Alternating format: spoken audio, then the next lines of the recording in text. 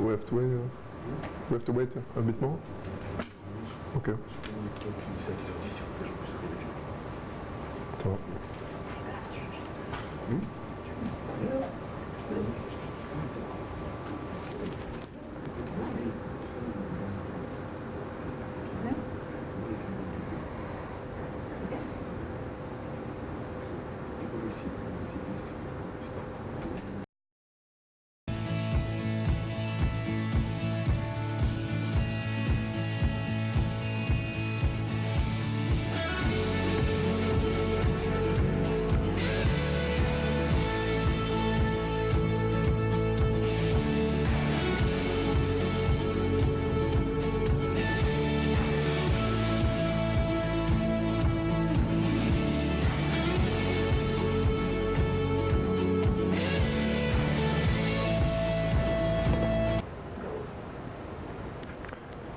Hello everybody, thanks to be here, first of all. My name is Maxime and I'm a functional consultant at Odoo for 3 years now. Today I will present you the follow-up payments in Odoo, how to speed up the credit collection with automated follow-up. So first of all I will a bit explain what is a follow-up. We will have a look inside Odoo where we can find the report regarding follow-ups.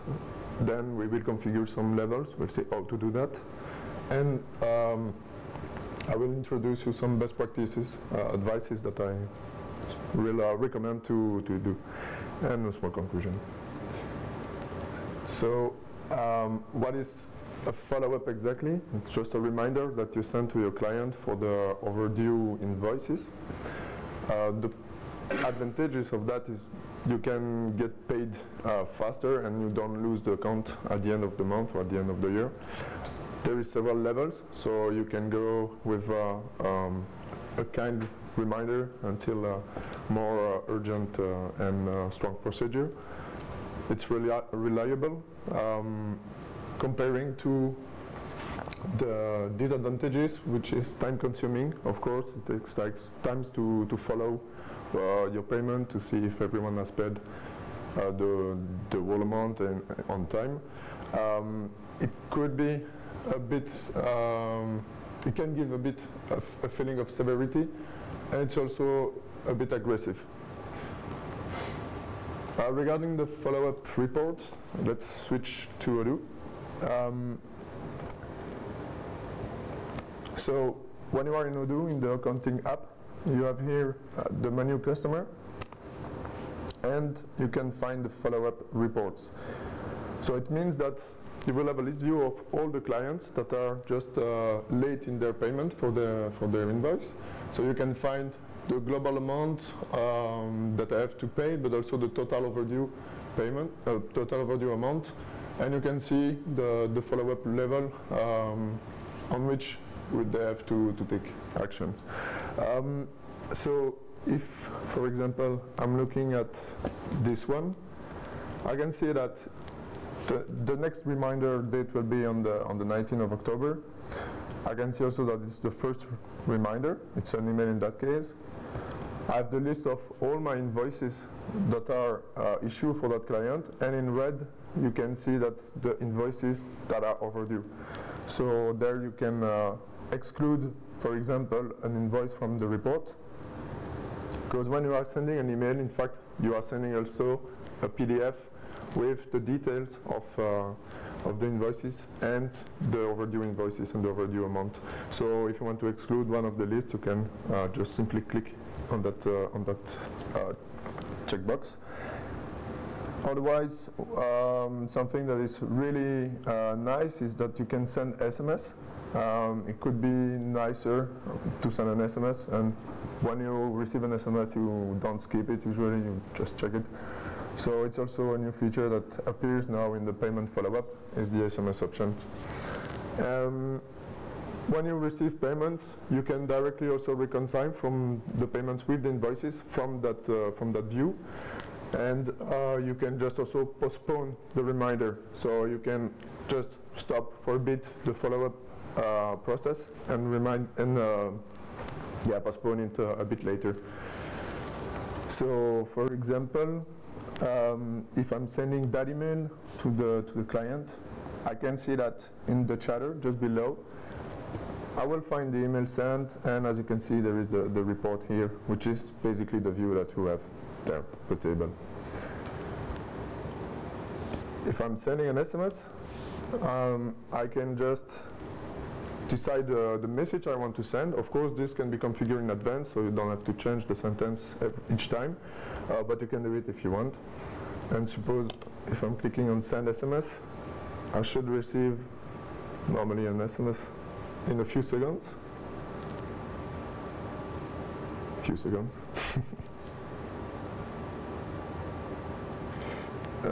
Okay, maybe it's because I don't have so many wireless.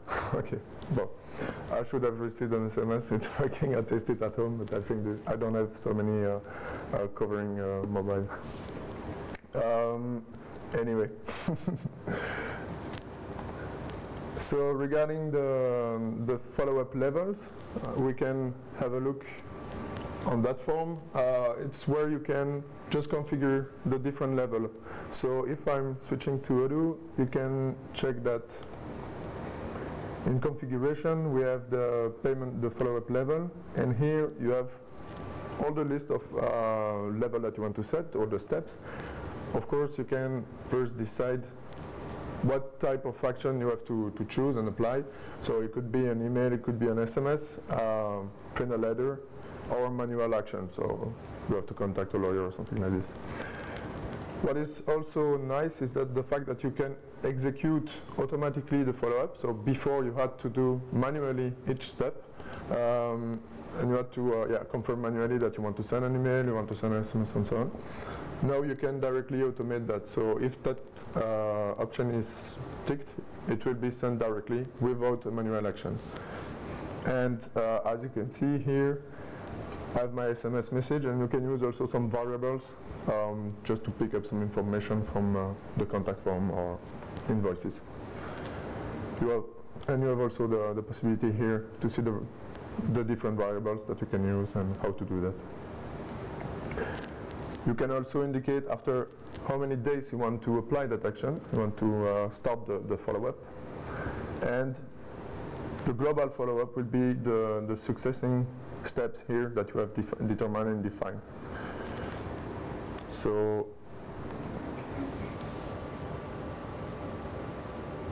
so I already talked about the action, the message, and there is one option that I just forgot, is you can join the open invoice. So if you took that option, it will add also all the invoices on your mail and in your PDF, well, with a PDF. Best practices, what we recommend, and which format, what are the inconvenience and the advantages of that.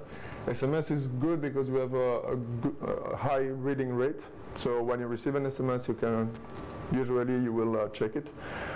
It's universal, so it's technology that is used everywhere, and everyone can be reached through an SMS. Short, that's the issue. The message is a bit short, so you have to minimize the number of characters, and it's a paid service, so we have some fees to send the SMS. Compared to email, we have in email attachments, so as the invoice that you can add, also the picture of your different invoices overdue. It's free, but it can be considered as spam in some server mail. So that could be a disadvantage of that. Snail mail, it's formal. You can just print a letter and send it. Of course, it's time consuming. You have to take care about the delivery, so it's a bit more, not really easy to do and to proceed. So what we would suggest, it will be 3 level. Start with a kind SMS. After 15 days, you can send a reminder with the attached invoices for the second level, so an email. And the third level would be the threat of a legal action. Oh, I just received the SMS. And regarding the conclusion, why is it interesting to automate the follow-ups? Because you don't have you have nothing to do. Automated SMS, automated email, it's really saving times and allows you to dedicate your time to other tasks and maybe more relevant. It's easy to customize, so as you can see, you can just determine the message you want to apply in the different level, in the different mails that are sent. Also in SMS you can use variables, so that's you can personalize the message. Use of level, it increases the severity, so you can see at which point you have to go for a certain client and just apply a better way to proceed and force the client to pay. And it's paperless, so just paper. Okay, thank you for your attention. If you have any questions, feel free to ask. Nope, I hope it was clear. Perfect. Maybe one. Yeah. Follow-up levels. Yeah.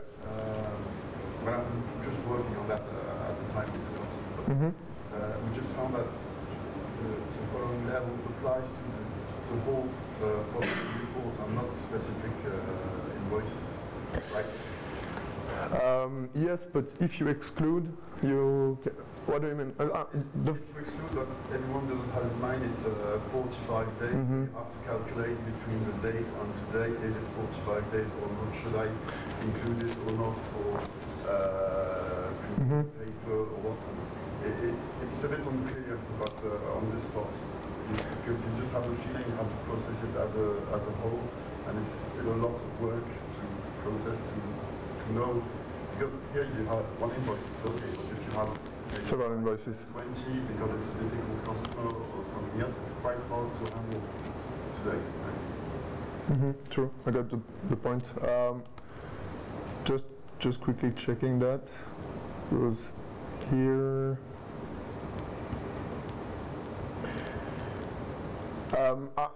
I would say that here the information is not given regarding which is the level applied on which invoice, but the system knows when it's the first reminder for which invoice it has already sent the first reminder, for example. That invoice, you know that, and Odoo knows also that you have to do to the second level.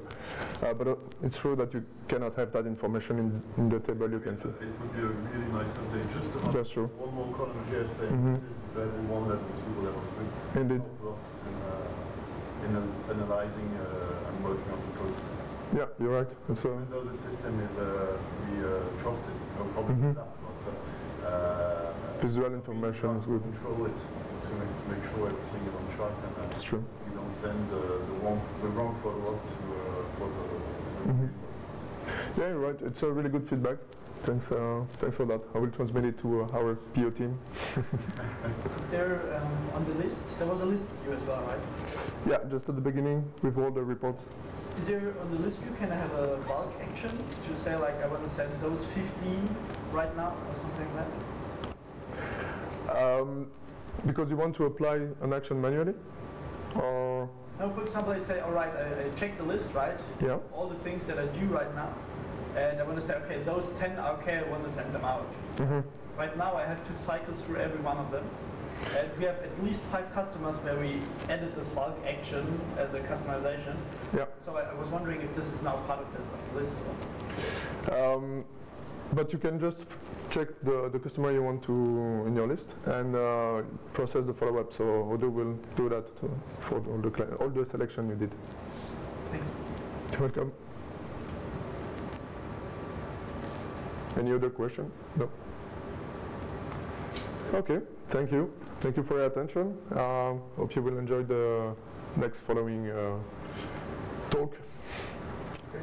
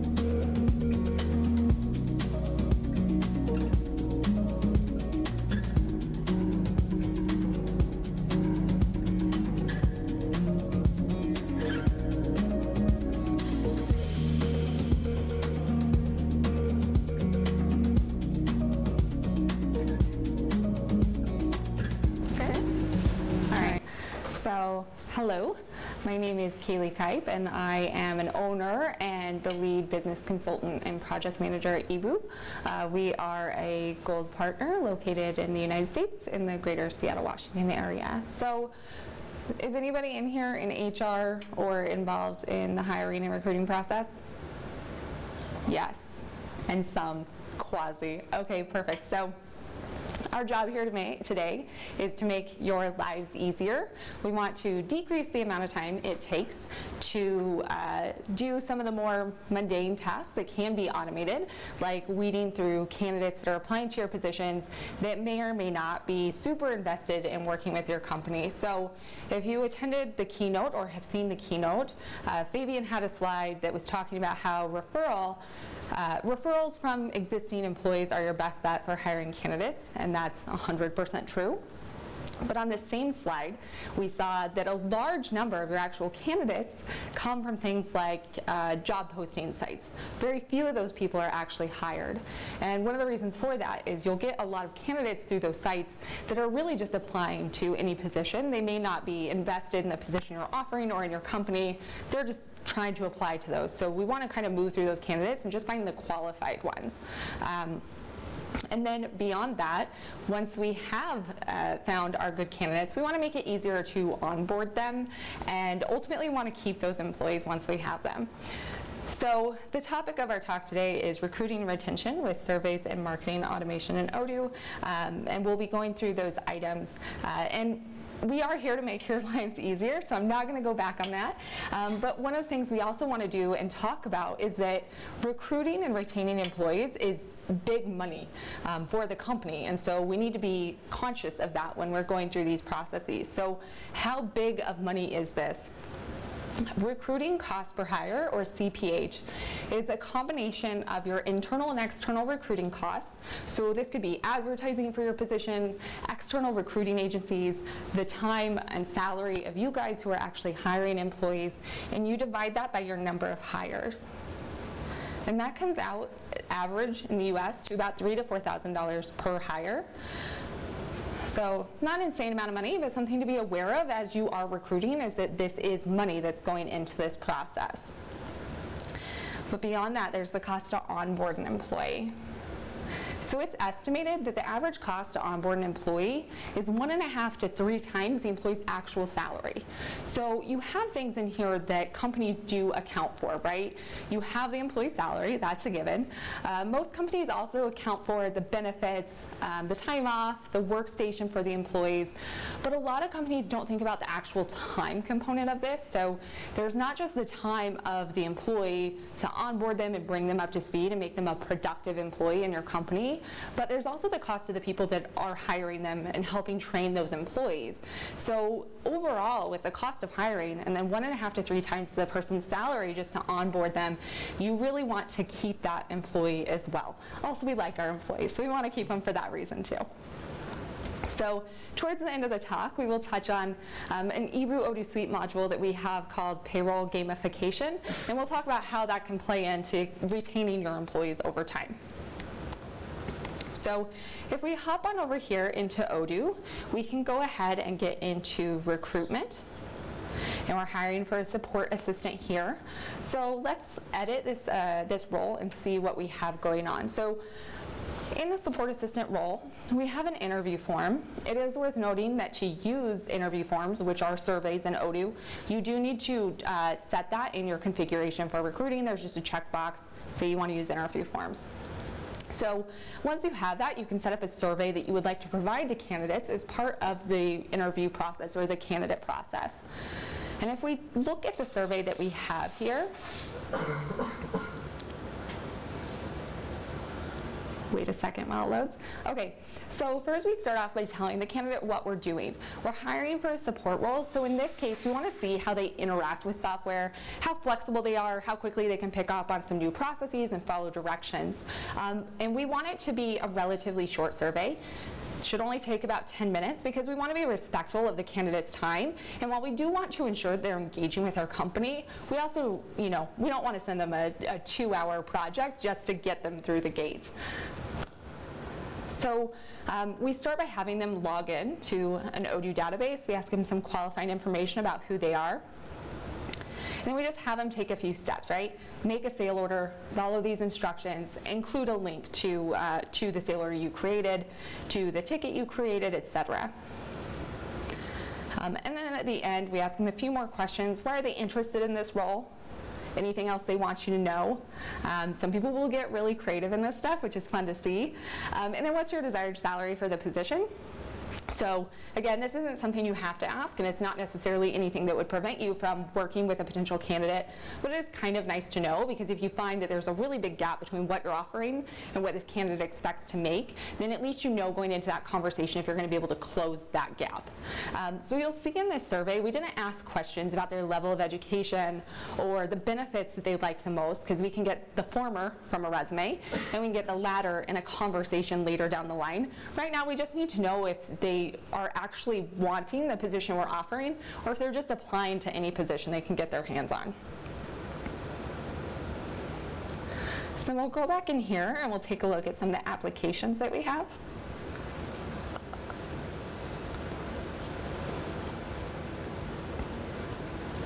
So if we look at this application, I just want to point out survey URL. This is a field that we added, not through a module or anything. This was just added through the Odoo UI by getting into debug mode. So go to HR applicant model, add a new field, and then put it in the form view. The purpose of this, as we'll see later, is we're going to generate a survey URL, and we want a place to store it, because we need to reference this variable in an email when we send it to the candidate. So that's the only real modification that we're making here as part of this, this discussion. So with that in mind, let's go ahead and look at the marketing automation campaign that we have set up. So it's applied to the target model of applicant, because that's where we're starting from.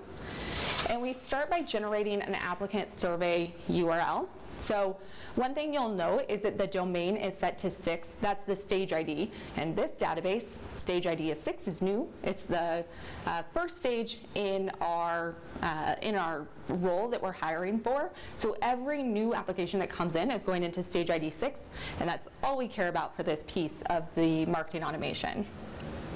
And this is a server action, so we can take a look at what this does. So we're executing Python code. We start by beginning a survey. So when you create a survey, you have to actually start or initiate a survey instance to get a response token that you can then use to send out a unique survey URL to every applicant. So that's not something that's just going to happen. We have to initiate a survey before we can go any further. So we have that response token. Once we have that, we are going to update our field that we added. We're going to take the public URL of the survey, and then we're going to take that response ID. And what that gives us is a fully qualified URL that we can send to our candidates to fill out the assessment or the survey. And then right down here, if you're wondering what this is essentially Odoo will auto vacuum the survey responses every once in a while. So in order to keep that live for an extended period of time, that response token, we have to modify the type of the type of response it is to keep it live. Otherwise, your survey will expire, and you don't want that happening. So we want to give our applicants time to actually fill this out. Next up, an hour later, we're going to send an assessment email. Again, we're just looking at stage ID 6. And this is using just the standard email template stuff that you will get out of marketing automation. So if we look at this, we'll see we have variables in here. So I only have one marketing automation, and we let this apply to every role that we post.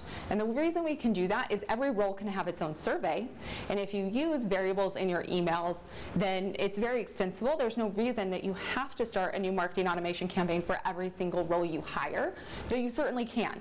So that's something to consider. You can do that, or you can just consolidate it, keep it in one, keep it really easy to manage. So we thank them for applying for this specific role, and then we tell them a little bit of information about the survey they're going to take. and we ask them to complete it within 7 days. So we're going to put a time component on this. The reason being is we want them to feel like they do need to take this survey to move forward, because they do. We're trying to get them to engage, and we don't want to leave this too open-ended. Otherwise, a month from now, somebody might come and complete the survey and then wonder why, they're not being considered for the role, and you may already have people all the way through the process or even hired at that point. And then we use the variable of the survey URL on the applicant to put this link in here, so that way they have their unique URL to go and take the survey.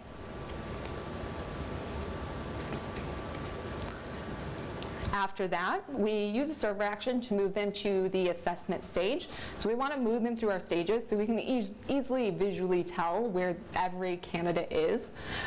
This is a server action, but a very simple one. So no Python, we're just going to update the record.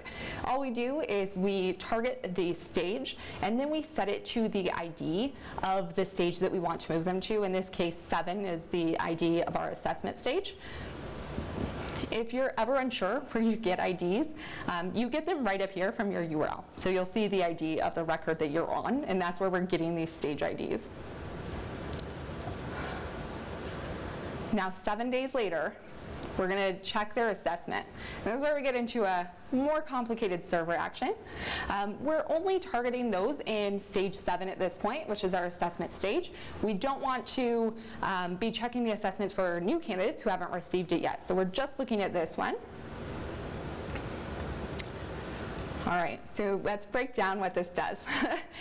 So we're looking at the candidate's specific response ID for their survey. And we're looking at the state of their survey responses. So if the state is new, they haven't started the survey, or skipped, they've skipped answers on the survey, then they haven't followed the instructions that we sent them. And for that reason, we are going to write them to stage ID 9, which is the rejected state. So we are automatically moving the candidates that are not following the instructions or have not completed the survey to rejected. If they have followed the instructions, the only other state is complete or done, and it's displayed as complete. So if they have completed the survey, then we're going to write them to stage ID 8, which is assessment completed. Then we're going to make an activity. So we have the visual indicator, and we can group by the stages and everything like that. So we could easily tell that they have completed their assessment, but we want to take it one step further and provide an activity for whoever's responsible for this role to actually follow up with this candidate. So to do that, we're going to set this summary. What is this for? So it's a review assessment for partner name or the applicant name. Application name.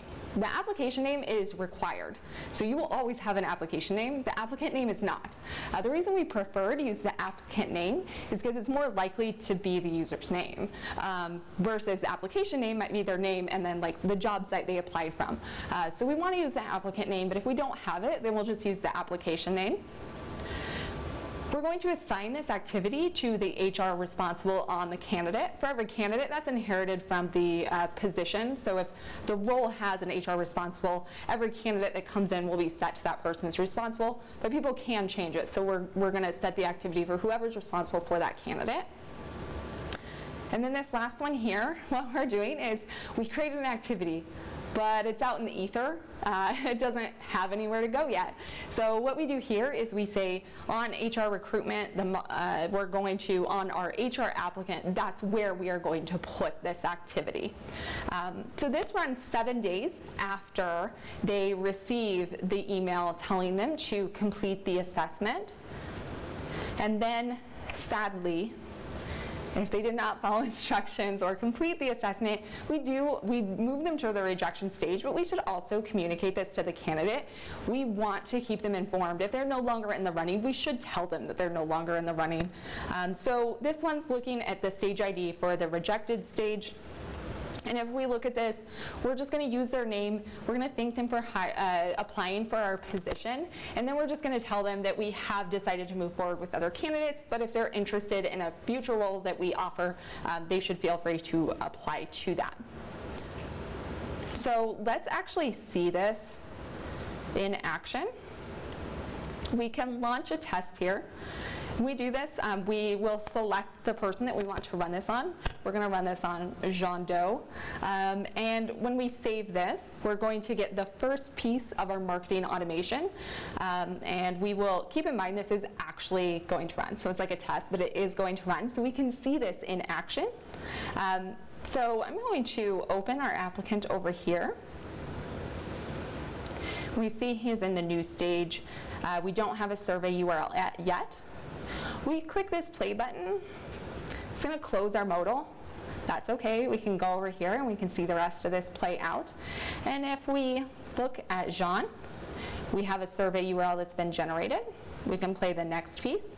Now we're going to send him the email letting him know, hey, please fill this out in order to move forward. And we see that email down here. This is coming from OdooBot. You can override this to be from the HR responsible, from a certain person in your company, etc.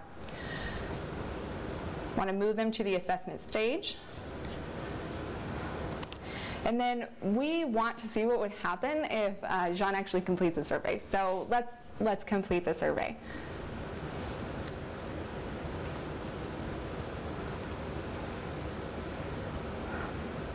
I'm just going to move through this quickly, so I'm going to put X's in here.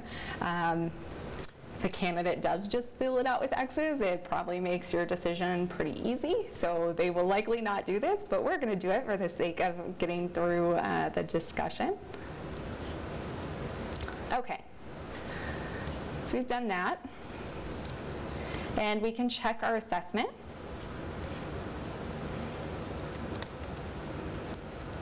Because we did complete our assessment, or this response ID has a stage of complete or state of complete, we've been moved into the assessment completed stage.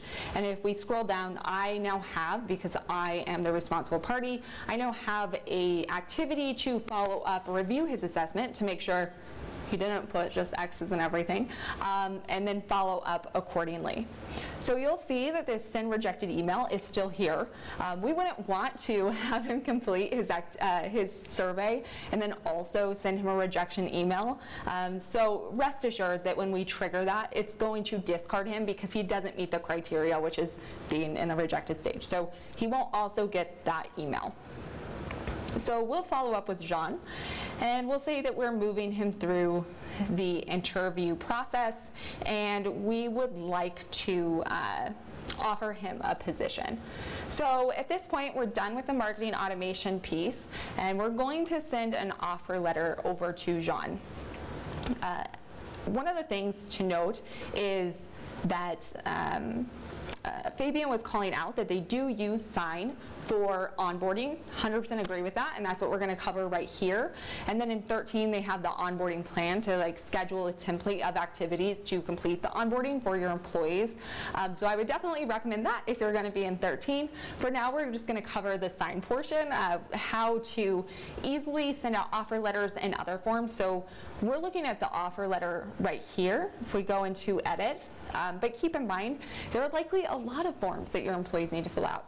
Their employee handbook, tax forms, non-disclosures, and things like that. And that can all be done through the Sign app.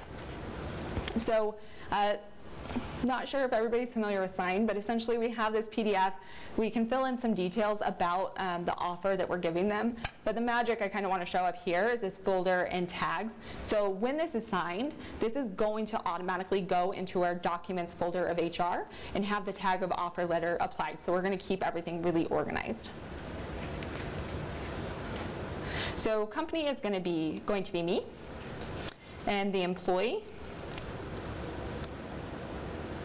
is going to be my applicant that I do not see here. Didn't make the user. Yeah. Yep.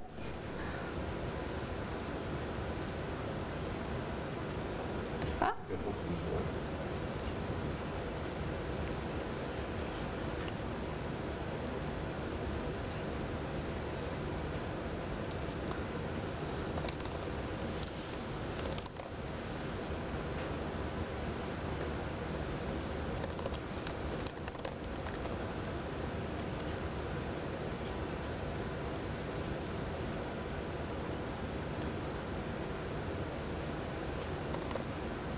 Okay. And one thing, the file name is going to be the name of the file. We should add the employee's name here so we have some reference for who this is for. We're going to quickly sign it. Again, we're just going to throw some X's in here.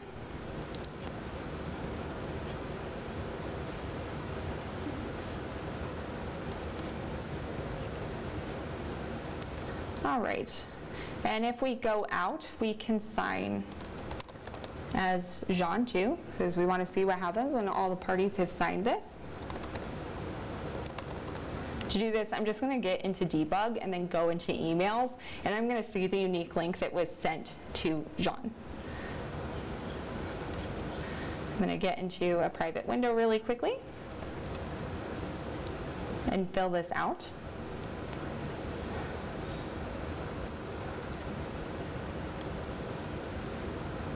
Very nice signature, and Jean, as referenced by his survey, really likes X's as well.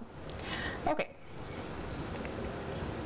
So once we have done that, we can go into our documents folder, look in our HR tab, use our offer letters, and we can see that we have essentially organized the offer letter for Jean, and we can do this with all of our employees and with all of the forms that they need to fill out as part of the onboarding process. So now that we've talked about that, let's briefly talk about retaining those employees. Like we said, we like them. It also was a lot of time and energy and money to hire them and bring them on board. So employees stay with companies for a lot of reasons. They stay because of the benefits, because they like the company, their coworkers, because they feel listened to, which, by the way, is another great use for surveys, is to check in with your employees occasionally. But I think we'd be remiss if we didn't kind of admit to ourselves that employees also stay with the company because of the pay, and because they get raises when they have accomplished goals that are good for the company. So a lot of companies will do an annual or a 6-month review in which they will send out an appraisal or a series of questions an employee needs to fill out. When the employee fills out that questionnaire, oftentimes their goal is to make a list of all the amazing things they've done. One, because they want to be recognized for it verbally, but two, because they're trying to make a case for why they deserve a raise. And then it's kind of a game of cat and also cat, because the employee is there to get a raise and the manager is there not necessarily to not give a raise, but they also have other things to consider. They have budgets, they might have to run it up the flagpole, they have to make sure that it's very fair and all that other stuff. So at eBoo, we ask the question of, why wait until the end of the year, have this big conversation, have people really try to justify why they deserve a raise? What if we kind of created a list of milestones and accomplishments, things that the employee was doing that were good for the company or showed growth for the employee, and we give them raises as they accomplish these goals. So instead of an end of year kind of big bump in raise, throughout the year they're getting these small micro raises and getting instant validation for the work that they're doing. So to do that, we wrote a module called Payroll Gamification, and it layers on top of Odoo's gamification app. So I don't have time to go into all of gamification, but badges are essentially a part of gamification. You can grant them out to individuals.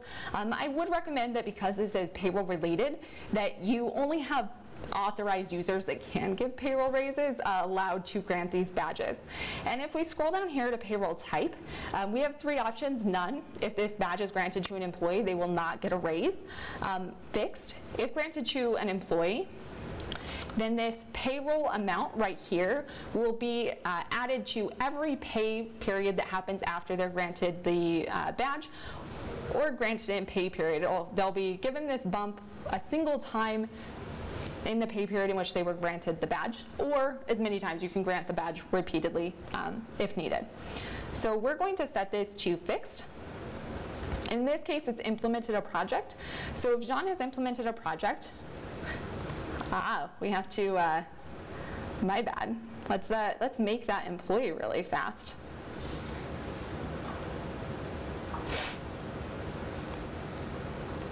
We're just going to do the basics here, which means that we need to assign him a user.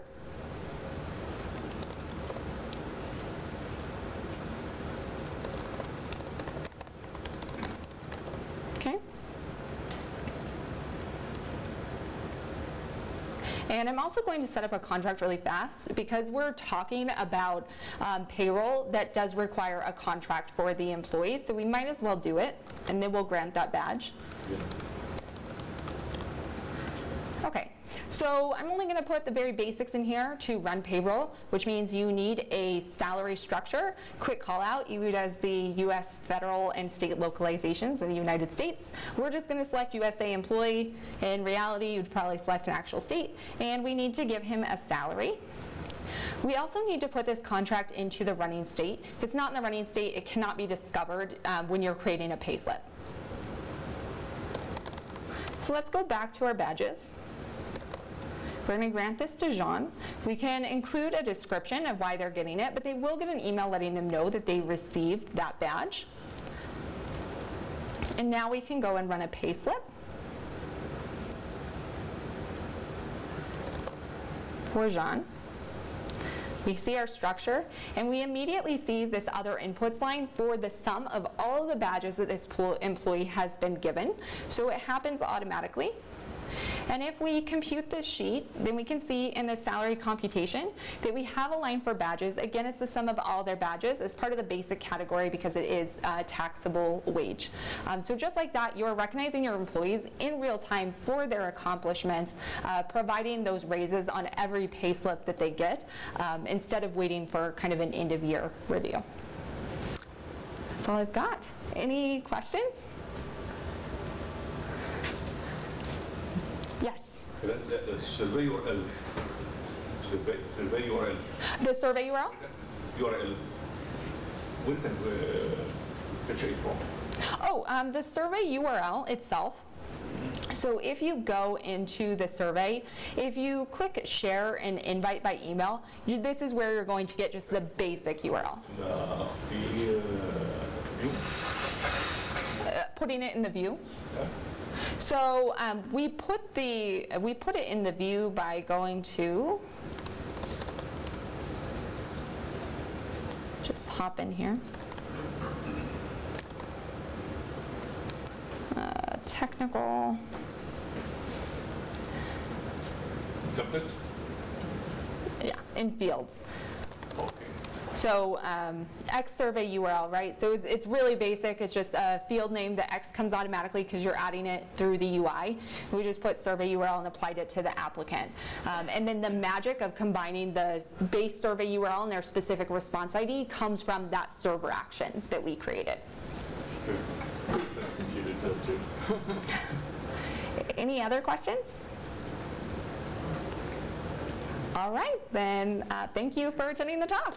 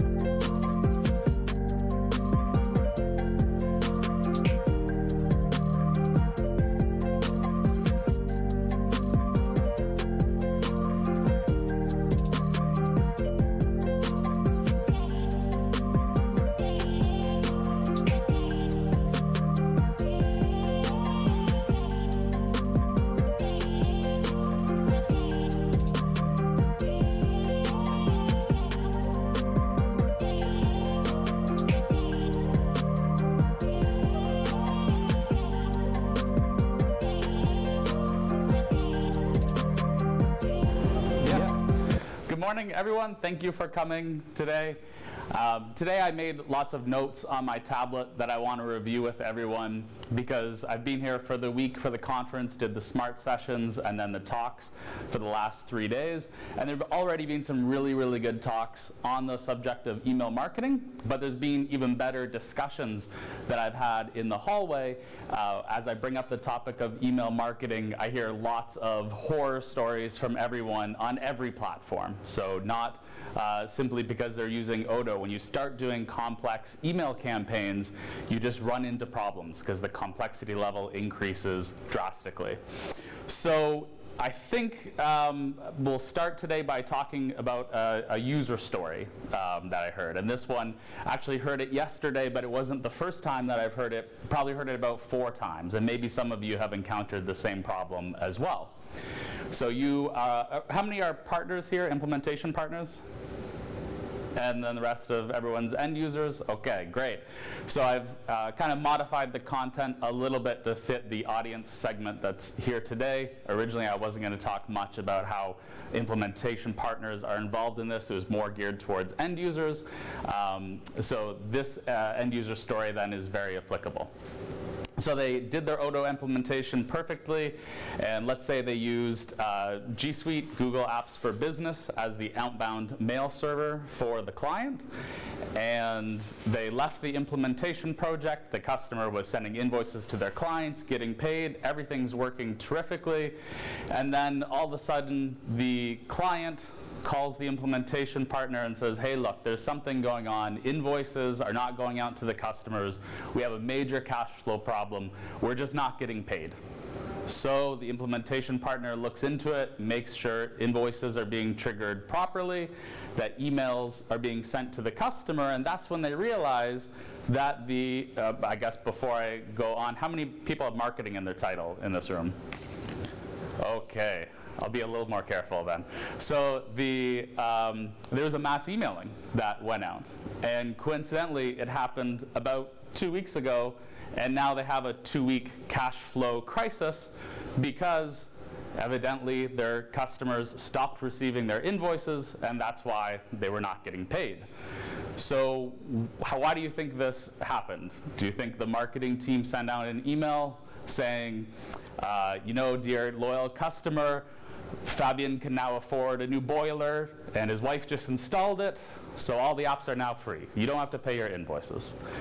No, there was probably a technical issue, and now accounting is very, very upset with that CMO because their emails are not going out for invoices, they're transactional emails, and now they have major problems. So there was a really good presentation in here yesterday by Jean Adam, called Organizing Your, How to Handle Your Email Environment with Odoo. Was anyone able to see that presentation? Good. It was a very, very good presentation. You should definitely go back and check the YouTube recording of it. It handles setting up your outbound and to some extent your inbound mail servers on Odoo perfectly for your transactional emails. So sending any email from the system except for your email campaigns. So in this presentation, we're going to talk about how to push the limits and actually send proper email marketing campaigns through Odoo and give you the chance of actually having those email campaigns set up technically as best as they can to have the best shot at making it into the inbox. So I think I can speak to this subject competently because I've sent out maybe about 10 million emails in the last 5 years over Odoo platforms, and some of them were for our clients who are running Odoo. So yes, there are actually mid-market companies in the US between $10, $20 million a year in sales running their website on Odoo that use 100% only Odoo for their email marketing communications. And that's been going on we've been doing this for a few years, even without like the huge improvements that were introduced last year in version 12. And of course on version 13 this year, it's a no-brainer for anyone to be using Odoo as their email marketing platform. But this one in particular, I've made every single mistake possible on this website with the email marketing campaign, so I've learned a lot from it, and there's a good opportunity for you to learn from it too, because if you go to this site, lab.equipment, in the news section on the top right, there's a news category on the blog called promotions, and under each promotion I've actually put the email marketing campaign that we did to advertise that promotion at the bottom of it. So you can see the HTML of the email that we sent out through Odoo for I think 5 or 6 of the campaigns that are on there. So if you have any customers that push back saying, you know, marketing people are very finicky, right, and very design oriented, and when they look at the Odoo interface, they might not think it's a sophisticated tool compared to their MailChimp Pro or whatever it is that they're used to using to send out their campaigns. And here now you can show them, no, look at this site that was built and the emails that were created using the Odoo tools. And just on that note, because that's a pushback I hear a lot from our clients, and I explained to them that, you know, Odoo has 36 apps that this user interface has to work across. And so if you look at MailChimp or you know, Pardot or Marketo, if they're moving from a different marketing automation platform, they have a very sole focus and purpose with their user interface, whereas Odoo is just much more simple to look at, but much more powerful once you start filling out fields and getting into it. So that's where you can see some templates. And if you want to actually be part of a really good email marketing campaign for B2B, you could go to our app website. So I'm John Bowie. You can find information on this presentation at johnbowie.com, but I do own other companies who build apps and things for clients' websites. But this is our Odoo app. It's a on-site search functionality, but if you go to that site and complete any of the forms, download any of the content, you will then be in a B2B drip sequence campaign coming from Odoo, and then you can kind of see how it could function firsthand. And we've also done tons of Odoo projects in the last 12 months. But before, and then just one note, because I got that question a lot this week from partners, is that they just can't sell the clients on using Odoo. So I'm really happy that I put together some content on that website. You looked at johnbowie.com, and I'm here to speak, not sell. So if I'm not pointing you towards like any of our corporate websites.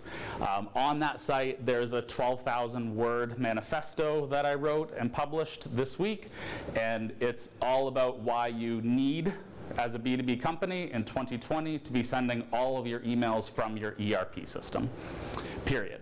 So you can use that and that's freely available. You don't have to opt in to download it. But if you want to go in one of my drip sequences on email campaigns, definitely opt in to download it. But you can point your customers towards that so that it helps you sell it to them, because it is such a wonderful tool. So to answer the question of the first user's user story. So why that email went to spam when the marketing manager did not work with the implementation partner and sent out the email campaign. In version 12 and later, there is an option under your settings, not even under developer mode, just under the normal configuration settings, to assign a specific outbound mail server to your marketing messages. And before, this was not part of the core code. You had to use a third-party extension to do it, but all of our clients and many other people have been doing this since version 8 or 9.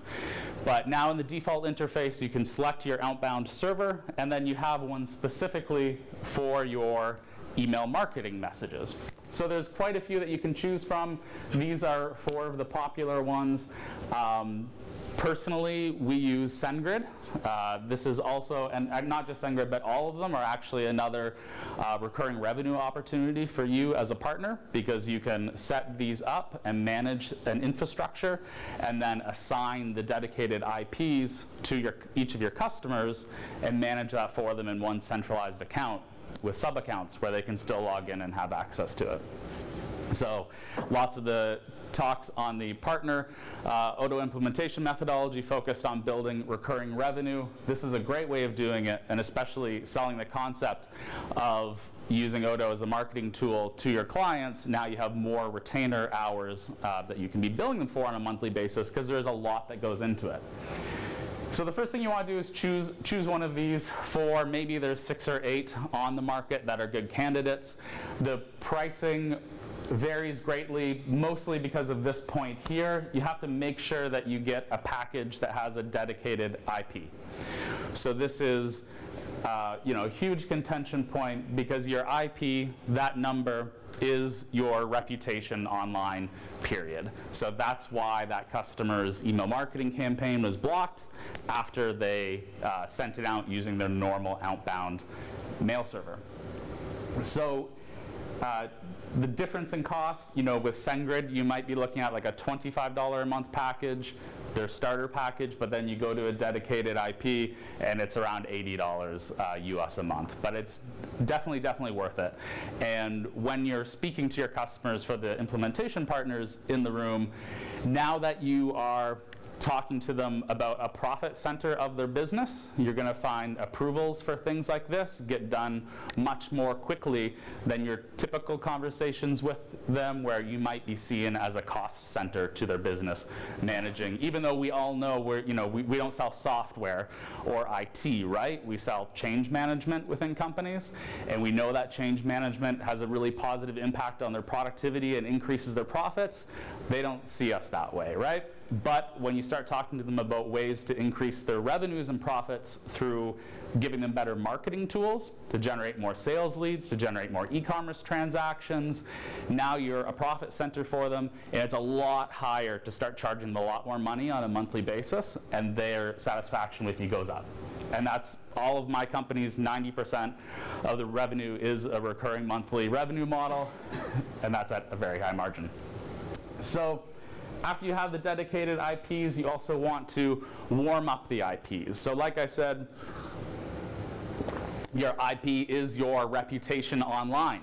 So if you get a fresh IP from SendGrid or any of those service providers and start sending your messages out on them, they are going to go in the spam folder, even if you have everything set up correctly, the DKIM, all the stuff we're going to talk about next, because you haven't warmed them up. So warming them up simply means, if you talk to any of these service providers, they say, well, just start sending like 50 messages the first day, 100 messages the second day, slowly increase it by 10%. A better way of warming them up is to actually assign your IPs to different purposes within your organization and within your Odoo. So if you look at the type of messages that come from your ERP system, you should really have a different reputation, so a different IP for each one of those different types of messages. So order details, answers from your public-facing Q&A, customer service, they should not all be going out on the same IP channel, because you might have some marketing messages that are pushing the limits of spam. Maybe it's a list that you built at a trade show and we're uploading. Obviously, you're going to have more complaints, more spam complaints, and a higher risk of being flagged with those. So you don't want them going out on the same IP address with the same reputation as your order confirmation details. And then this is another key element. You can change instead of catch-all and sales, all the default aliases, you can change those to an actual person's name, and that really helps your ability to get through the spam filter. To do this, though, you still need a Odoo community module. I'm hesitant to recommend. There's 3 different ones that we've used for different versions. If you email me, I'll send you back the link to it on the App Store, but I'm pretty sure it's an OCA module. And it allows you now, under marketing, not just to choose the one server to use for outbound messages, but you can assign in the email templates a different outbound IP for each one. So the other thing that you need to do, so yesterday Jean Adam spoke about setting up DNS records for your transactional email outbound server. His presentation covered all this in great detail, but I just want to mention one more step. So when you're doing it from a email delivery service, now you have to configure all of these on it with your domain as well. So your DKIM, you have to go generate that DKIM key from Amazon or whoever you're using to send those messages and add that in your DNS record to give that advice back to the server. The one thing you can do now by using a third-party deliverability tool that you can't do on your normal mail servers is a reverse DNS lookup. So that's a more advanced entry that will also help you get through the spam filters. And basically, this is what it looks like, is you configure these on your email gateway. So again, we're talking about this third party that you're using now, not Odoo. And then the firewall is checking back for reverse DNS to see if you're on blacklists and to see what your reputation score is. The best way to monitor all of this is using a tool called MX Toolbox. I get $20, $30 a month, and it will notify you proactively if you are on any of those lists. So we've only got 5 minutes left, but the amazing part, the amazing conversation that you're going to have with the key decision maker, I assume the marketing manager was probably already involved as a key decision maker along with your SPOC when you're implementing projects in Odoo, but now you have, you're giving them new tools. So every marketing manager that I sit down and speak to, and they can be directors of companies doing 20 million US a year in sales, they can't answer simple metrics that they should know, like what is your customer lifetime value, what are your customer acquisition costs. So now, even though you might not be a marketing expert, you're the person who's armed with this data, and you're talking to a marketing manager, showing them how to access this information that they've always wanted to know, and they don't have access to it on their current platforms. So the number one thing you want to talk about with them is an LTV to CAC ratio, which is a lot different than, you know, Fabian had the slides up and was showing how to see the revenue that was generated from a campaign, and he was using the social app as an example. That is just last attribution modeling, and it's not successful. So a marketing manager is going to see through that, and they're not going to take you seriously. But if you focus on calculating the lifetime value to CAC ratio for them, taking in all those costs, dividing it under the number of customers acquired, and presenting that, then I'm just going to skip through some of these slides here because time is up. But you can get the whole presentation online. But definitely email me if you have any concerns or need help implementing this for your customers. So I'm a consultant. I work with other Odoo partners. We're an Odoo partner, but we have offices in 5 different countries. And I personally work with Odoo partners and end users, consulting them for a few hours, training their team, and getting this implemented for them. Go to the website, johnbowie.com. It was a very quick, rudimentary site that I pushed up just for this presentation, so it's not beautifully designed. And that's where you can get access to the 12,000-word manifesto. And from there, I'm going to be branching it off into making screencasts and videos and more explanatory information using Odoo on how to accomplish lots of these things. But aside from setting up the technical deliverability of the email, did anyone get like the meta email marketing messages that I embedded in the presentation? Aside from doing the technical setup correct, you really have to make sure your content's not going to get spammed for flag filters, spam filters. So you have to do what I said you have to, or do what I did. You have to adapt your content so it's applicable to the user segment, and put in lots of call to actions and even repeat those call to actions. So that's it for the presentation. Now we have some time for question and answer. Yes? You said that when you use the service of a third-party email provider, then you can manage your PSF and DMARC and the key? Yes. Through an interface, a web interface or something? Because you don't access the operational system? Yeah, so they provide you with the information, and then you enter that on your DNS record. And so this is another part, like Jean-Adam mentioned, the implementation of this is different on every single person's email configuration because it really depends on where DNS is hosted, what sort of servers you're using. In most cases, the best practice is you want to keep your DNS management at your domain registrar, just because so many different things can change, and so many companies want you to move your DNS registration to them. So you go host with Rackspace or set up New Relic as a monitoring tool. Their first welcome onboarding email says, simple first step, switch your name server to us. But then that means every time you make these changes, you have to go to them. So to answer where to make the changes, it could be a dozen of different places, but first place to look would be your domain registrar, so Network Solutions, GoDaddy, Tucows, something like that, and you'll see those records in there. But where to get the information from is you'd log into like your SendGrid account or Postmarks, Mailgun, and you would click on something that says like white label domain or authenticate domain, and then it's going to give you the DNS entries to put into your DNS management interface on your domain.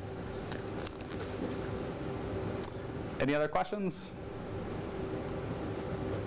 Yes. Yeah, go ahead. What about the content?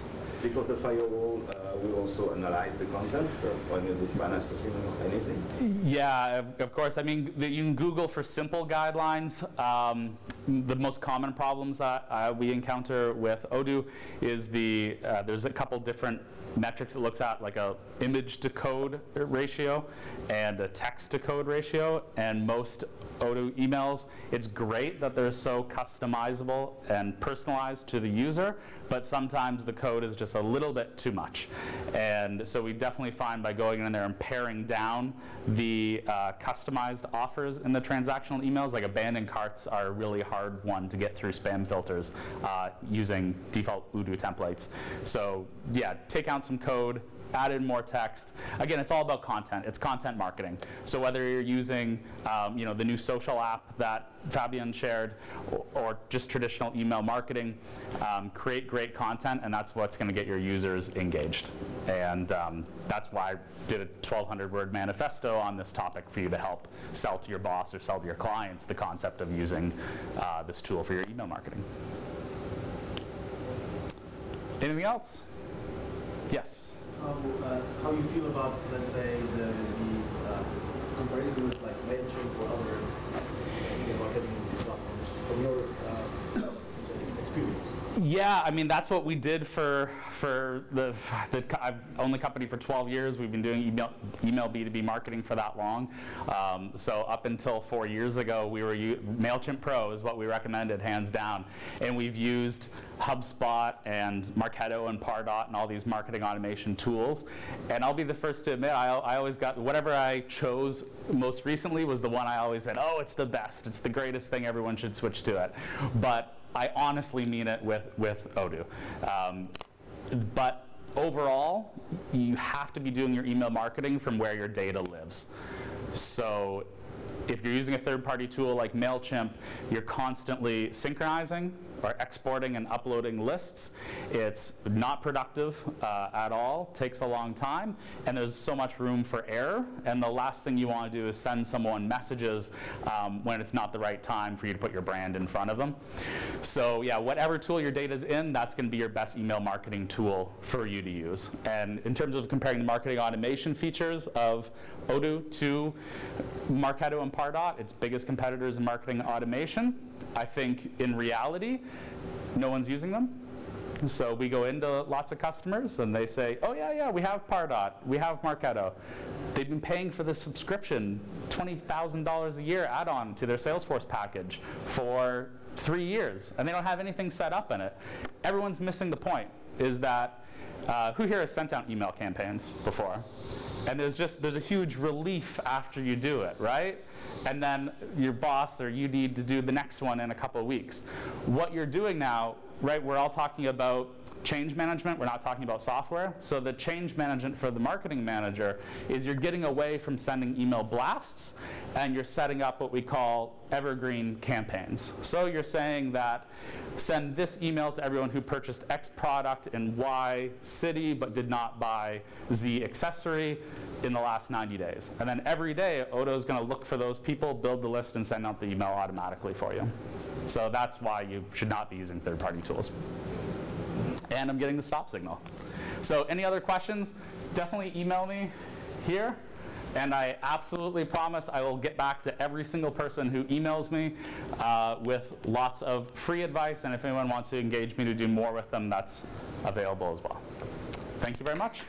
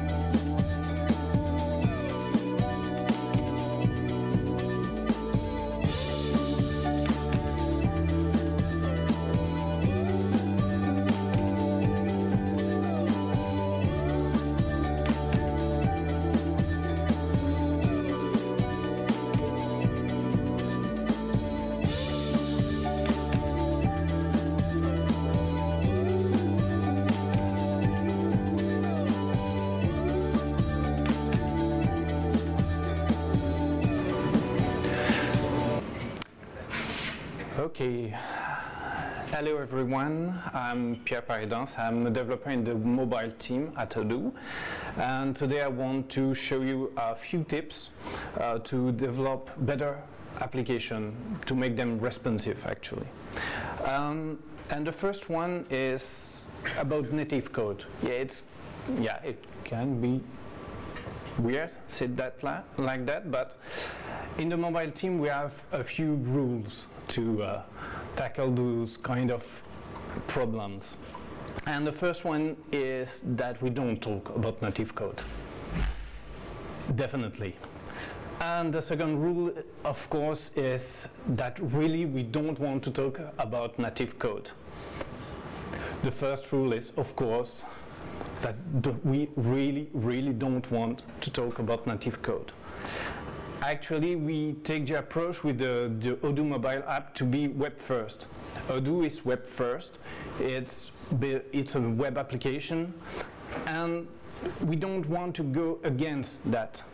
I know other applications exist. They want to tackle different problem, provide a different solution, but our idea is to give full access to all the application in Odoo, being in a mobile device, directly in the browser, or in the application. It has a few advantages. We support the different version of Odoo. You can use the application either on version 11, 12, the next 13 that is coming.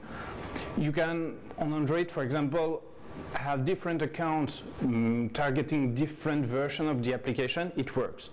We just want to provide an application that will reflect what you have in your Odoo database, in your Odoo instance. And it's also compatible with every customization that you can have on your database. But to be compatible, to work well, either in a browser, in a mobile browser, or in the Odoo mobile application, there are a few rules to follow. But first, I said that we don't want native code, we don't like it. It's not completely true. In some cases, we want to provide more than what the web APIs offer. And then we added a few methods, a few components that are linked to native type of functionalities, like the access to the camera. We can do it on the web, but we don't have the full capabilities. And we want to provide something for you in the mobile application. You have a little snippet about how you can access it. Everything is detailed on the documents, but we want to keep those native components really lightweight. We don't want to add native code just for the sake of it, but we want to add it because it has value. So I spoke about web, and your best, if you need to keep only one tip, one huge tip for today, is use your DevTools. They're amazing in every browser. Because, we all want to have this kind of system, really neat and fancy, to be able to test on different devices, but we don't all have this on our hands. It's costly, but we have powerful tools. And the DevTools are like that. They're a responsive mode that enables anyone with a browser, so basically any developer, to be able to test on a mobile-like device. It won't catch every problem, but it will be a really great tool and catch 95% of the issue you can have on a mobile device. Something else is, in the Odoo framework, we use Bootstrap. We are based our design or layout on Bootstrap. And Bootstrap in itself is responsive. It provides a lot of tools to handle those devices, those different screen size and screen shapes. And you can directly use them in Odoo. We are on the latest version of Bootstrap. We try to keep up on the newest version of Bootstrap, so you have a lot of tools on your hands. And for example, in Bootstrap you have, and then in Odoo also, you have a few thresholds that allows you to target different type of devices. The smallest one, like a smartphone, the kind of small but a little bit bigger, like a smartphone on landscape mode, the tablets, a desktop, regular desktop, or even your ultra-wide display. You can adapt your layout, and you should adapt your layout based on those breakpoints, but I will come back to it a little bit later. In Odoo specifically, we have two main tools. One in CSS that allows you to target, to make specific customization for a smaller screen. We use the different breakpoints that you saw just before in Bootstrap, and most of the time the first implementation is for the desktop. Then you can add some specific layout or specific design elements for smallest device, and you add them progressively. You progressively enhance the way you display your views, for example. That's for CSS. It's your presentation layer, but you can also add different behavior in JavaScript. We don't want to go too much on the native route, so we rely on JavaScript. And we have one specific variables that target the small screens. You can get it on the configuration of your Odoo instance. Get a device, see if you fit into the kind of small screen, the kind of mobile screen. It's the main breakpoint in Odoo, used in Odoo to differentiate really the small screens and the responsive mode and the desktop like. Knowing that the tablets are kind of the desktop like. Even nowadays, you pick any Android tablet or the recent iPads are quite huge, even 12 or inch one. You have a space to provide kind of a desktop environment. Okay, so we can target our JavaScript for and develop specific behavior for mobile, but could we test them? Will everyone test them? Every development should be tested. So we have a different test suite for the QUnit test in Odoo. We have the regular one which targets the desktop, and a second one which is dedicated to the customization, the is mobile, is on a small screen customization. If you those customization, those tests are meant to be run on a really small screen. For example, if you know the run bots, this test suite is run every time, but with a browser set to a smartphone-ish size. So it's an easy way to have your your code tested and be sure that it's working on a smallest device.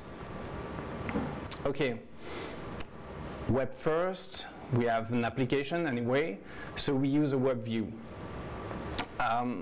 But the web view depending on the platform, depending on the version, can be tricky. So the first thing I want to say is goodbye to KitKat. With Odoo 13, we had to evolve, and Android KitKat, Android 4.4, had the drawback to be stuck with a specific version of Chrome for the web view. It's Chrome 13 or 33, it's quite old, knowing that Chrome evolves quite fast. It's quite fast these days. So at some point we had to make a choice, and for Odoo 13 we won't follow KitKat. Mainly because we start to use ES6 and different newest technologies.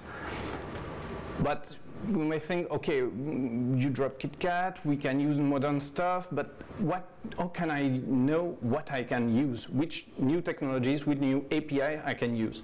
And for that, the main tools I use every day, kind of, is the Can I Use website. I didn't put the link, but anyway, CanIUse.com is a great resource that allows you to see per feature, per functionality, even in CSS and JavaScript. You can see which browser supports them nowadays, but also since when it supports it. So you can have a good idea of, does my client will be able to use this feature? Do I have to search for something else to use a polyfills? Maybe. It's really a great resource. Next, when you're on a small device, you have a small screen, seems obvious, but sometimes we want to show the complex content on it. For example, you see this kind of spreadsheet. I know some managers that ask, oh yeah, I want all those information. On the mobile also? Yeah, also on the mobile. It's quite weird, actually, if you try to fit everything. You can put it, but it won't be readable. Every time think about the readability of the data, of the content you put on the device of the user. Fit a lot of data or complex data which are not meant to be seen on small screen. The idea is not to hide them. It can be a solution, but not always. But mainly to think about them. What does really matter in the content I want to show to my user? And in the same idea, if you want to create a new model in Odoo, since the version 13, we replaced the many-to-one panel with a Kanban view. It has the readability advantage. It's really easier to use for the user. It allows you to customize it. You can change the type of information you want to show depending on the application, depending on the model you're in, instead of just a list like it was before. It's way more powerful, but when you create a new model, don't forget to create a Kanban view.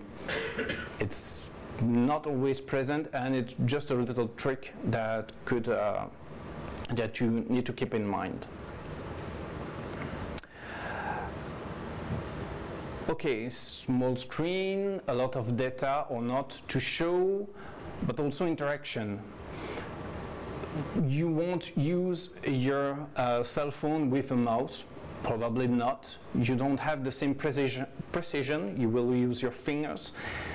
You will use it one-handed. It won't be the same situation as on the desktop like. So just two little tips about it. First, try to give a visual feedback. We don't tolerate this. We are not the same flexibility when we use a mobile application. We are more impatient.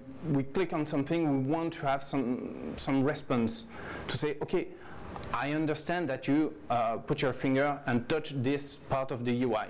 I know it. I'm working to get fetch data, to make some processing, but you need to really give a feedback, visual feedback for it as fast as you can. And for example, for the buttons, have this built in on the web. Use the different states.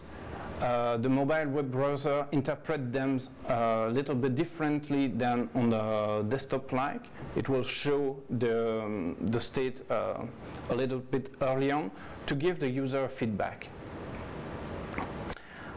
Also, yeah, the buttons, don't put a smallest button that next to another one, which is also, for example, linked to a list of items. You will press with your thumb and maybe squash 3 buttons at once, and the application won't give you the result you expect. So you need to give some space to your interface.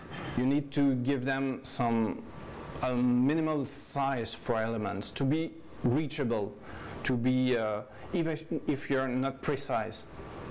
You're on mobile phone, you're not at home, you're not sitting at your desk, so the context is different. And also space the elements, it's really important. It's also detailed in the WCAG. Actually, this kind of rules are accessibility rules, and they apply directly on mobile. In some way, on mobile, we are not in the same condition as on desktop. We are not. We don't have the same precision.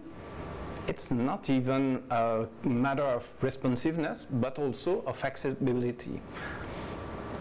And there is, you will have a link to the W3C specs and recommendation about the accessibility on mobile for the specific points, and a lot of them actually. And last but not least, the performance. On mobile, you have maybe a Wi-Fi connection, which may be great or not if you travel and, okay, I got this Wi-Fi on a coffee shop, but actually the connection is not great either, or you're on 4G, but maybe not 3G, wait, I'm on 2G, it's kind of, and yeah, you don't want to be in the situation. I'm sorry for this website. It's a festival that happens every year in Brussels. It's really great, but their website this year, it's not great on mobile. The first thing I noticed is that it performs, just to load the home page, 223 requests just for the home page. That's a lot. Really a lot. Even on desktop, it's way too much. It transferred 28 megabytes, more than 28 megabytes of data, JavaScript, HTML of course, but image. The biggest image is just a background that counts for 5 megabytes. You can't give that to your users. It's way too much. And actually, it took me one great tool in the DevTools, for example. You can try to put a threshold for the kind of connection you have, and not just use the high bandwidth that you have in your office. And simulate, in this case, I just took the fast 3G. It's not that bad for a mobile situation. You have also slow 3G. You can create custom profile also, depending on your needs. But in this case, on fast 3G, it took 2 minutes, more than 2 minutes, to actually load and render this page. You can't. You need to really be thankful about the number of requests you do, the amount of data that you transfer. Do you really need to send all those data? Could we reduce it, not provide multi-megabyte images? And maybe it's not your fault directly. You may optimize all the image you want. If the user is able to upload a logo for his company that is 4K and 25 megabytes, yeah, you can upload it. But you can also resize it when you present on in the interface. Odoo provides all different tools for that. We'll not detail them now, it's not the point, but be thankful, be smart about what you try to display and send to a mobile device. And for example, you can also make a test round and use a 3, 4, 5 years old mobile phone for a week. It can be a nice test for most of our development. Okay, so that was my 10 tips. There are a lot more if you want to dive into this subject. But I would like to know also from you, what kind of situation do you encounter? Because being in Western Europe, we have our point of view, we have our kind of users and situations, but we know that in the rest of the world, situations are way different. You don't have the same access being on the internet, the kind of device you use, and how you use them. And if you have some feedback about it, we will be really interested in the mobile team. Thank you very much.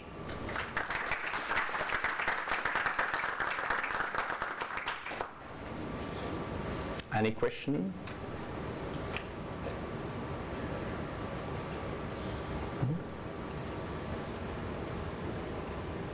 I won't bite.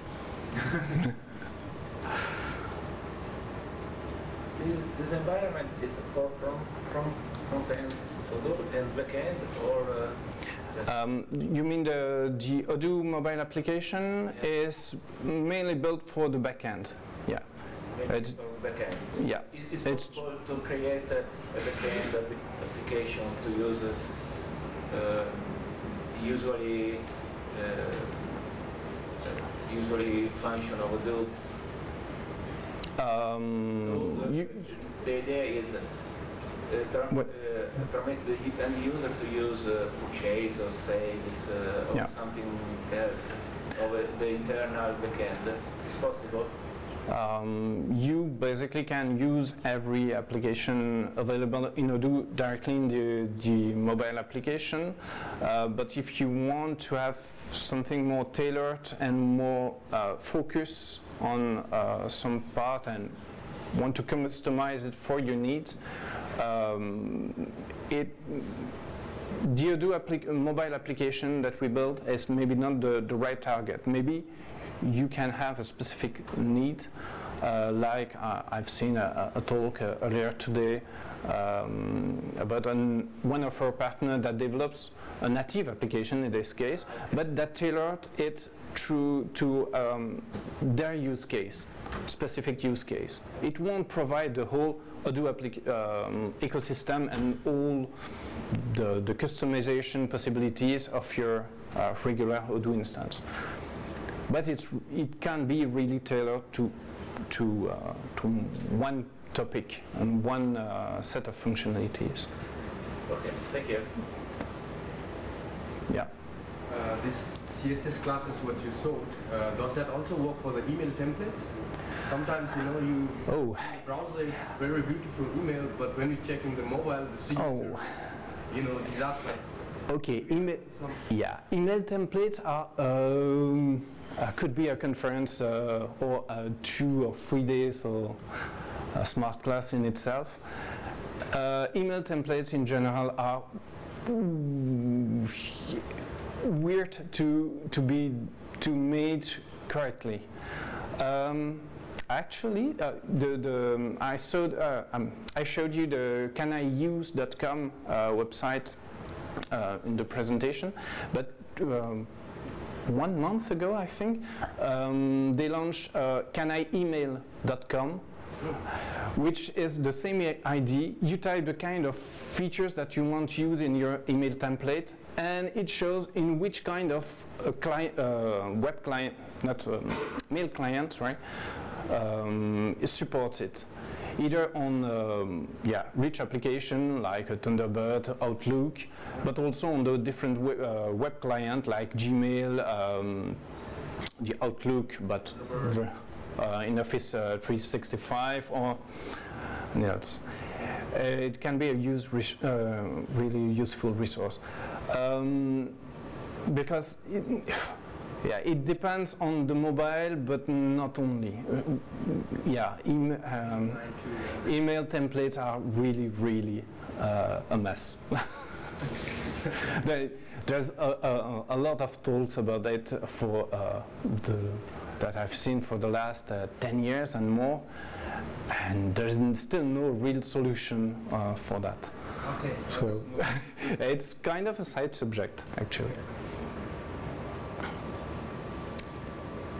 Anyone else? Oh. Okay. Thank you.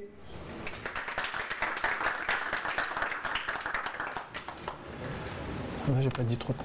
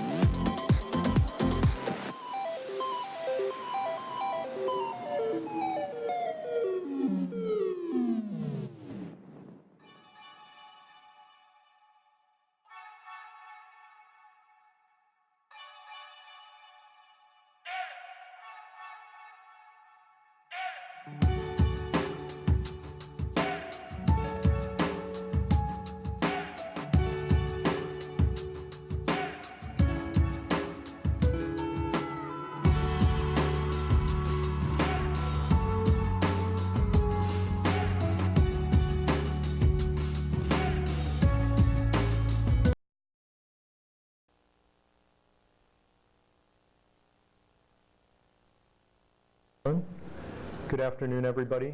My name is Greg Mader. I'm president of Open Source Integrators. And this is kind of what I expected for a crowd. One of the last events on Friday afternoon is that maybe not everyone wants to go to yet another talk. So I'm going to make this as interesting. I want this to be the most interesting talk you go to, and it's going to be worth it that you came to this. So thank you. So let me explain this graph by starting out with when you think about any ERP system or any system that's collecting customer sales data or shipment data or things like that, we're collecting a lot of data these days about our customers.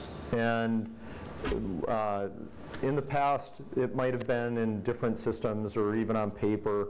But now it's organized, and the beauty of a system like Odoo is that you can have all your sales data coming from all kinds of different channels all into one centralized CRM. If those of you that saw Fabian's talk about this on Wednesday, he did a great job of talking about this idea of multi-channel sales and multi-channel sales all pointing towards CRM in particular. Within this, there's some levels of maturity for what do you do with the data. And the more there's kind of the lowest quadrant, lowest corner here of, has a lot of business value, and it's kind of direct, but the business intelligence that's backwards looking, so what has happened. When you think of your average dashboard of KPIs in a business, how many of you have dashboards that you're managing? Yeah? And it's always KPIs generally that are backwards looking. How did I do yesterday? Right? The harder tasks as we go up in this ladder really, I think, are kind of logical, but there is this idea of insight of why did it happen? Okay, if we had these KPIs and we either exceeded them or didn't quite make it yesterday, why is that? And being able to drive in a little bit deeper and have a smarter dashboard, something that really can tell you what's different or what changed. Maybe it was day of the week, bad weather, any number of things that might have promoted sales or decreased sales for you. Based on that, that's where you can start getting into some interesting things about prediction. So if we know that there's a classic example is weather, and depending on different markets, it might be like, I can think of one thing that definitely has a weather component, but coffee. So if you know you're having bad weather tomorrow, if you're Starbucks or another big coffee chain, and you know there's bad weather in this area tomorrow, you can probably predict that sales are going to go up, and maybe you need to stock a little bit more raw materials, a little bit more coffee, have more cups, things like that. And finally, you get to this last bullet here of optimization, what should happen. And this is the hardest piece of this sort of value chain to achieve, but obviously, again, the most value. And leading companies and organizations look for this sort of, look for areas where they can minimize costs, maximize revenue, advance strategic objectives, all based on data, based on not just predictive data, but advanced predictions that really help you build the business that you're trying to do.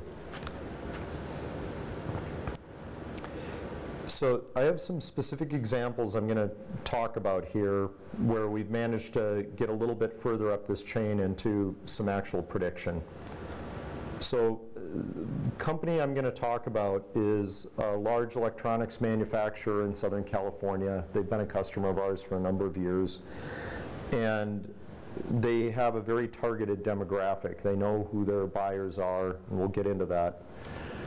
But there is this sense when you're just looking out at the vast market, especially this company that we're talking about, they sell both direct sales and they also sell through channel as well, through a distributor network. And if you're sitting in the shoes of their CEO, a guy whose name is also Greg, not me, you know, this is what it starts to feel like, is there's all these people out there, but I don't know who's a customer, who's interested. So with a little bit of work, we've helped with some scoring and segmentation to help find the best customers.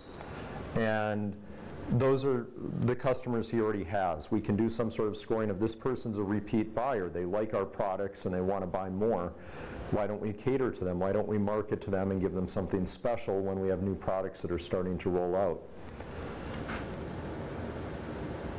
From here, we get into this other idea of profiling and segmenting. So once we know the kind of person that likes our product, we can look for other people that are like that and try to market to them as well. So I'll use coffee drinkers. If someone's a Starbucks coffee drinker, whoops, and we already kind of know that if we're your Starbucks, let's look at the demographics. Well, they might live in places where coffee is popular. They might have family or ethnic history that lends itself more to coffee. Maybe they grew up in like Scandinavia, where I think little kids are getting coffee, as opposed to you know, where I grew up and where I think that was a lot more rare. Okay, so talking about this a little bit more, I simplified this down to something very simple. As simple as I could make it, again, knowing this is going to be after lunch and people might be drowsy after lunch. Everybody here have lunch? Yes? Yes? Are you drowsy? A little bit. A little bit. Okay, honest man. Thank you. The basic approach we took for this was extracting data from Odoo, from the Postgres database, organizing it a bit, making sure that we had it figured out, and then doing some analysis in Jupyter as an add-on in Python. So managed to stay in the Python family. There's a lot more to it, but 3 boxes is about all I felt like people wanted to handle after lunch here. So back to this customer in particular. One of the things that we thought was really interesting in this advanced analysis, remember we were talking about not just, let me get back to here, not just business intelligence, that's the first part I'm going to show you, but then some insight as to why did it happen and ultimately some prediction, right? Okay. So starting with some basic BI, we looked at zip codes of our customers and came up with our profit margins by customers here. And this turned out to give us some really interesting insights about who our customers are and where they're located. So we noticed something about income. It's a little bit higher in a few of these places, and there is some clustering.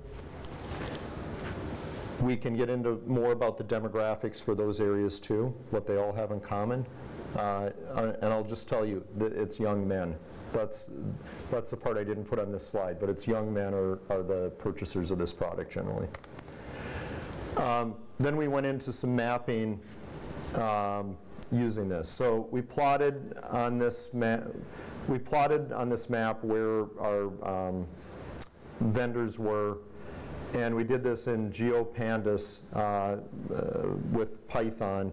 Some things that really stand out, because I like pointing out some interesting geography here. California and New York are by far the most profitable locations, and we believe it has a lot to do with the large populations. And we can actually even go further and constrain it to just certain areas. So Los Angeles, San Diego, San Francisco, New York City all kind of stand out here, as well as the city I'll show that's punching above its weight, that loves the products we're talking about, is Portland, Oregon. Not a huge city, but turns out to be very interested in what we're selling here.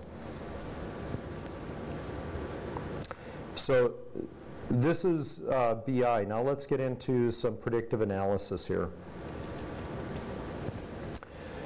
We can actually, through some pretty simple techniques, in this case some exponential smoothing algorithms, actually come up with some predictions at the total profit level.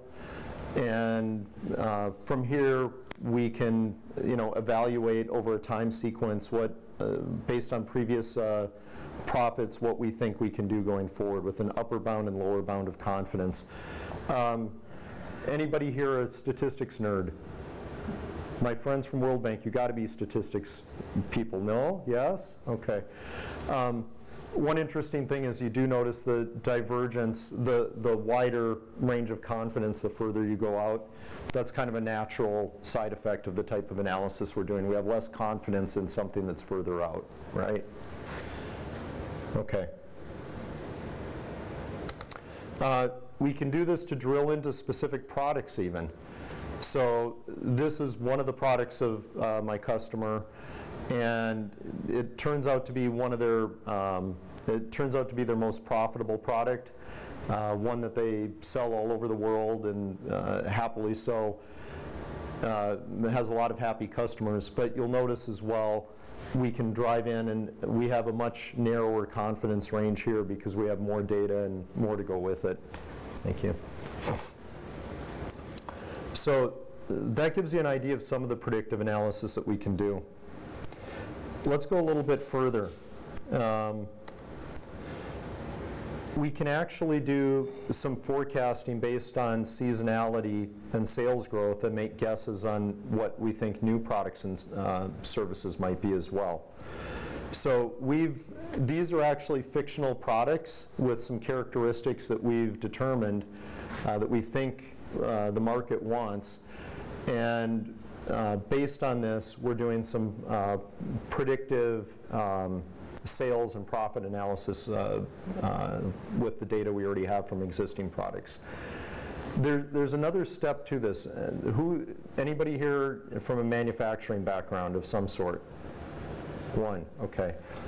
Have you ever thought about what it would be if you could, before you start a new product, if you could actually simulate the manufacturing of it inside the facility, perhaps using something like Odoo, where you can set up notional manufacturing lines, notional bills of material and so forth, and run it a few times and try to capture your inefficiencies before you go live? Yeah. Yes.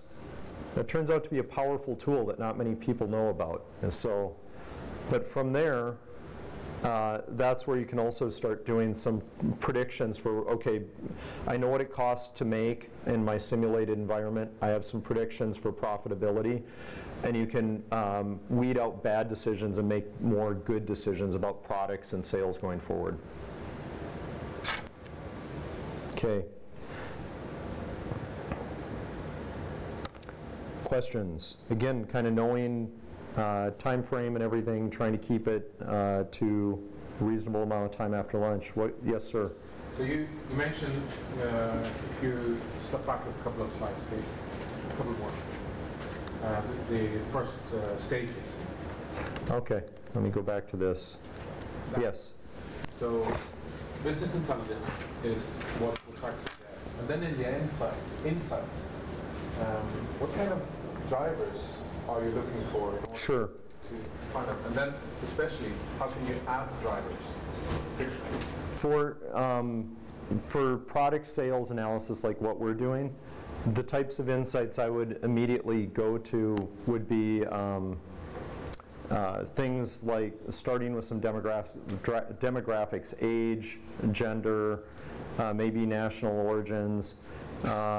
There's things that might sell great in one country and not so well in the other, and go from there. But to determine that, hang on a second. Let me see if I can pull this up. Are you looking at weather forecast? No, weather's another one, but that wasn't what I was thinking. This is a paper we've been working on.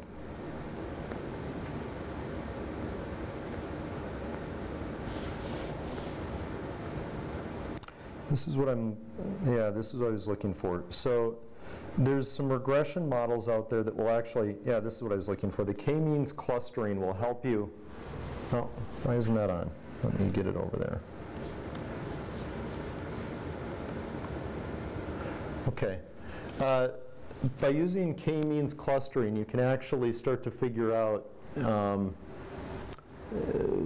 just which parameters actually do have some influence, and you can also weed out the ones that do not. So that's one of the tools we have, because you're right, it could be unlimited amounts of different possible factors that you're trying to do analysis with, but it turns out maybe only 3 of them really matter, right? So, I'm sorry, k-means analysis, or k-means clustering is paired with principal component analysis, so there you go. Cool. What else, guys? Are we good? Okay. Your other presenter no-showed. I ended, I think, more or less on time here, so anything else? Thank you all so much for coming. I appreciate it. Thank you.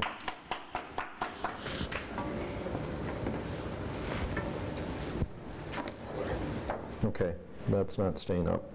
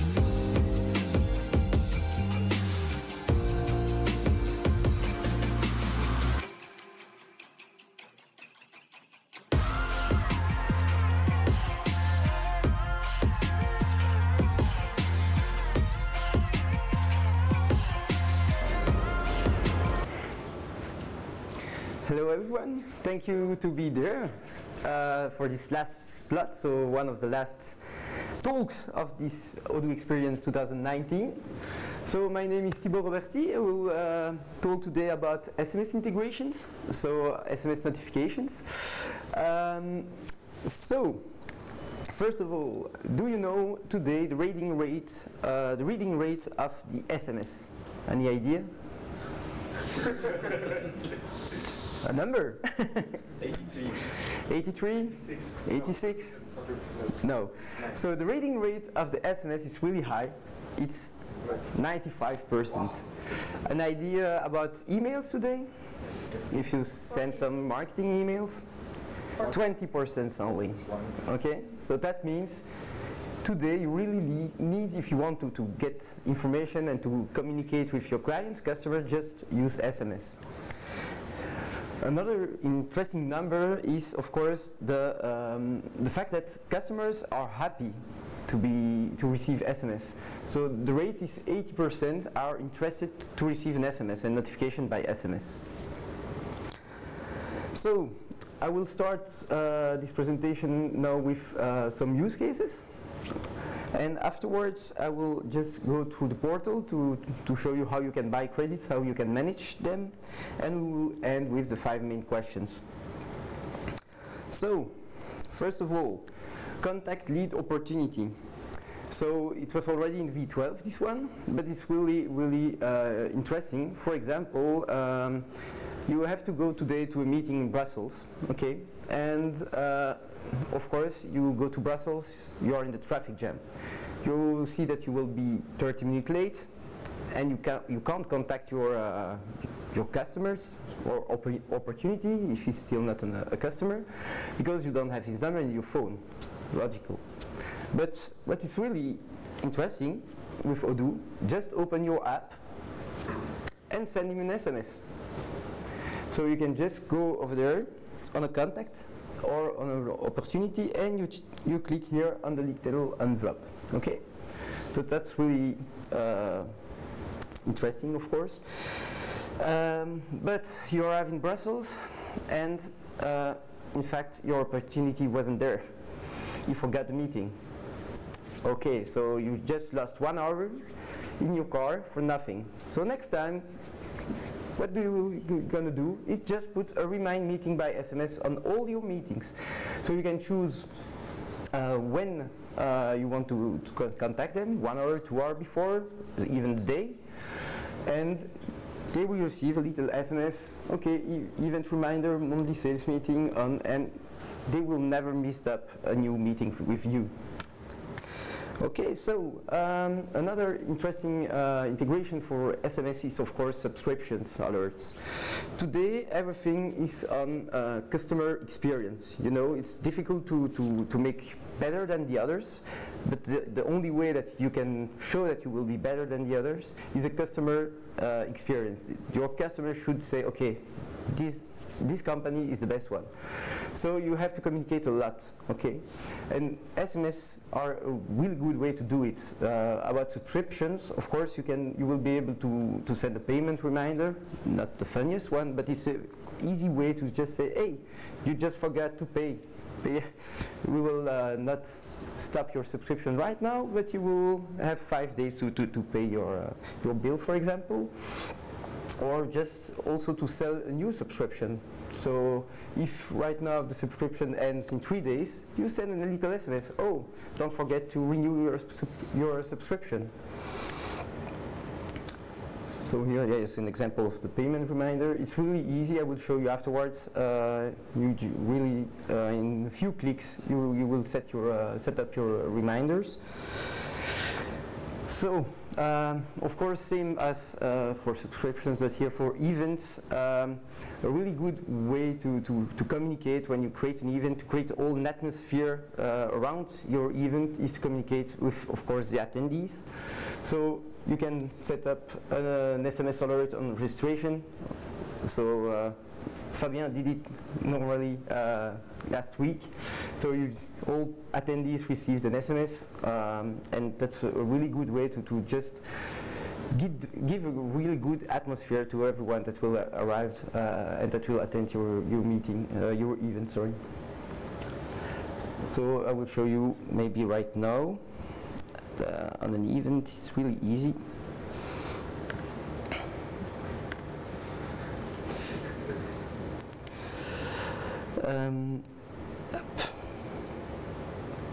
So here I have one attendee, which is a random one, it's Corentin. I will set that he's not attended anymore. And I will cancel it. So now I go back to the event and I will add Corentin, and he should receive an SMS. There is no really good connection here, so maybe Corentin need to do actor right now, but normally you should just have received an SMS to the event. So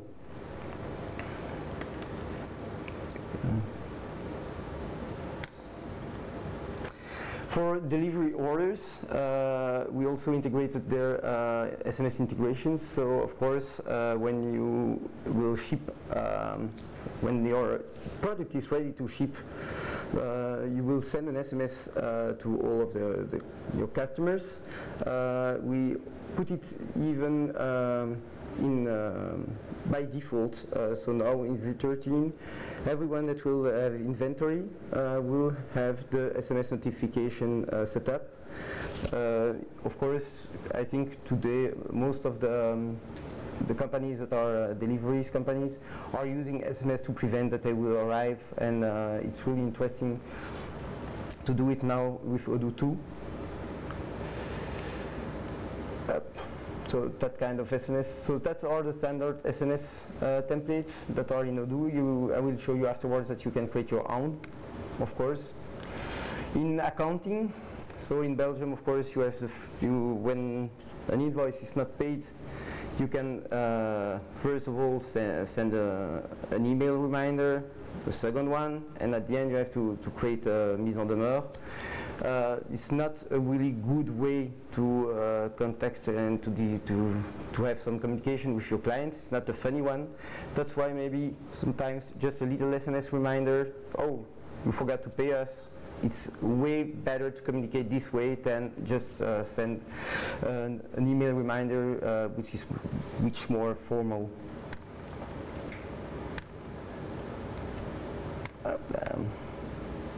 So with Studio, you can create everything you want, and now you can set SMS notification everywhere.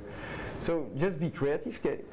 Sky is the limit. I will have just for today create a small app, funny one since it's the last session, the Order Beer app. So with Studio it took really 5 minutes. It's really easy and really convenient to make it. You just create an order. Then, for example, I will choose still a random contact. Let's take Corentin. And you can here choose the beer, for example, save. And Corentin will receive the message. All the SMS are also always tracked in the chatter, so you know what you have sent and what you have communicated, of course, with your client. That's it. Did you receive the SMS, Corentin? No? No reception. But you should. So you will receive several SMS when you leave the room.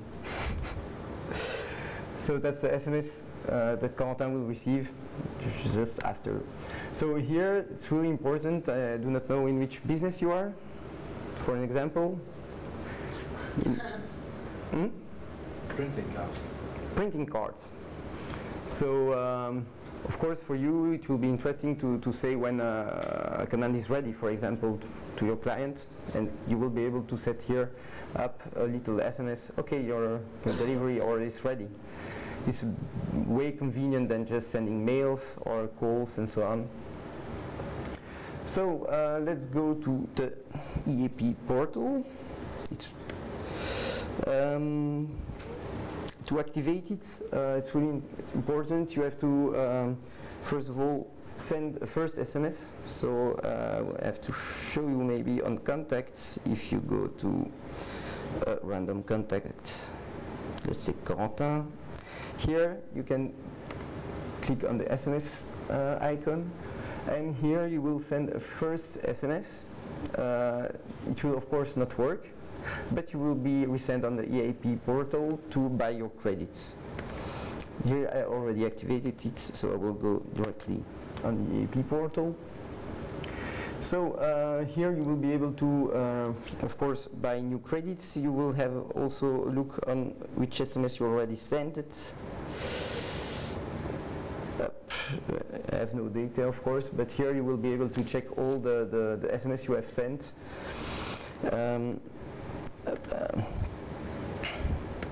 Right now also for the enterprise clients that are on SaaS, they receive 2 credits free to test the SMS notification. So right now I will check the main questions. So the first one is of course, what's the price? That's more interesting one. So it really depends on your location and on the number of characters of the SMS. But it's always between 2 and 13 cents. And there is here a web page to be able to check exactly the right price of the SMS. So how can I see how many credits I still have? You have the EAP portal I just showed you.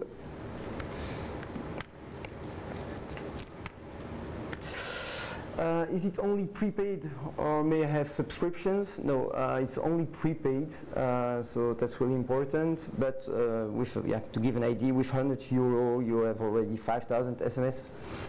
So you can manage it really easily by just by maybe €100 to start, and to consume your 5,000 SMS, you will have time to manage it. So do I have an historical of all SMS sent? Yeah, 2 ways. I show you the first one through the EAP portal, and the other one is if you go to the technical. So when you are in debug mode, you go to the technical menu tab, and there you can check all the messages you have sent. There you also can check, I will show you right now. So in debug, and then settings.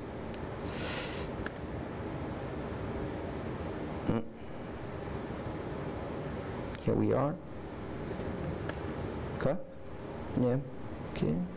Tick. It's a little slow, but there you will be able to check all the messages you have sent. So you have here all the mails, and now here you have phone SMS. You can see all the SMS that you have sent. Here I make some tests, that's why the data is not really interesting. You will be able to create your SMS templates. So here that are the standard one that Odoo created for you, but of course you can adapt. You have a dynamic placeholder generator, which is really interesting to of course, like I said, to be so much closer as possible of your customers. So of course it's always better to say hey Max and no hey dear customer. Not that's the best way to communicate with your clients. And of course you have a phone blacklist for people that don't want anymore to be contacted by SMS. Just put them there and you will not be able anymore to send them an SMS. Okay.